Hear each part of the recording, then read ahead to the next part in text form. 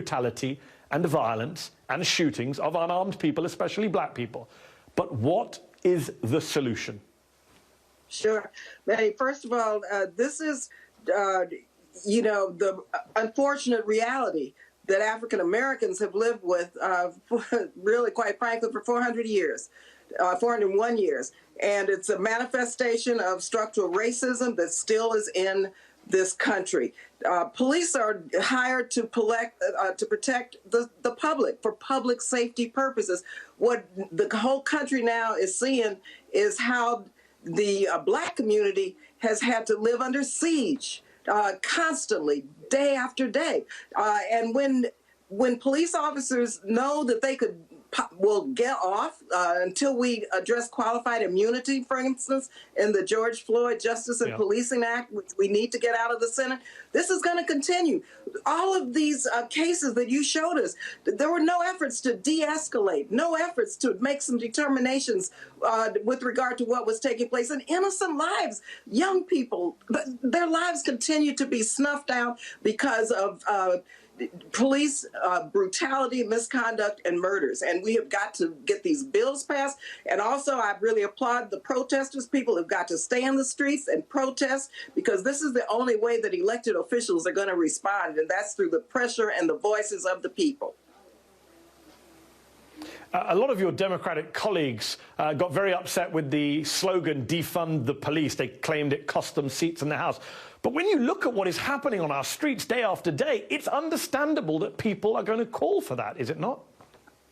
Look, we have to make sure that resources are put into public safety, and that's what we're calling for. We have to make sure that people who need help, mental health services, who need a place to live, who need food, who need whatever, that those alternatives are there.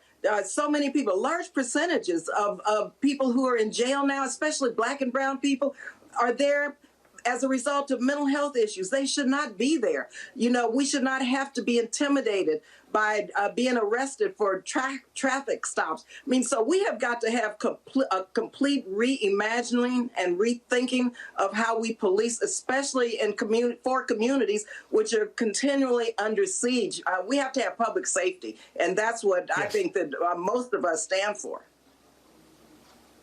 Are you worried what will happen, the reaction on the street, if Derek Chauvin is found not guilty? First of all, it's unimaginable that that he would be found not guilty, and so I'm not even. I'm glad the authorities and I think people there are prepared for whatever. But I also know that there's no way that this legal system, supposedly criminal justice system and judicial system, will allow this man to get away with murder, and that's what that would be. And so we are.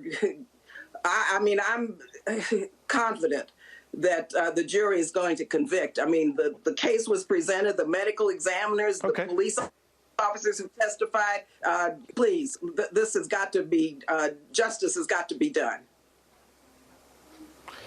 It's got to be done. Whether it will, we'll see. Before I let you go, Congresswoman, it's been almost 20 years since you were the only member of Congress to vote against the invasion of Afghanistan. I'm speaking to Admiral William McRaven next. What's your message to generals who say, we can't leave Afghanistan and allow the Taliban to take over again?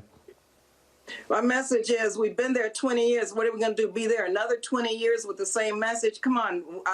We have tools in our foreign policy and military policy that we need to embark upon. Diplomacy, development. We need to participate and encourage the peace talks to move forward. We have to protect women and make sure that women's rights and children's rights and women's equality, that we fund those initiatives. And we've trained hundreds of thousands of security forces, Mehdi, in Afghanistan. And so we owe people of Afghanistan a heck of a lot.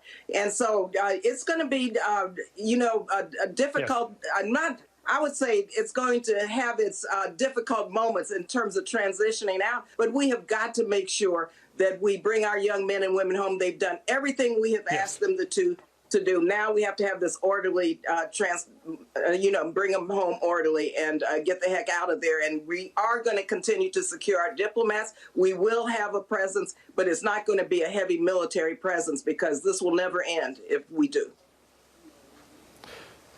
Get the heck out of there. Well put. Congresswoman Barbara Lee, many thanks for your time tonight. Appreciate it. Thank you. And I thank the Biden administration for seeing the light.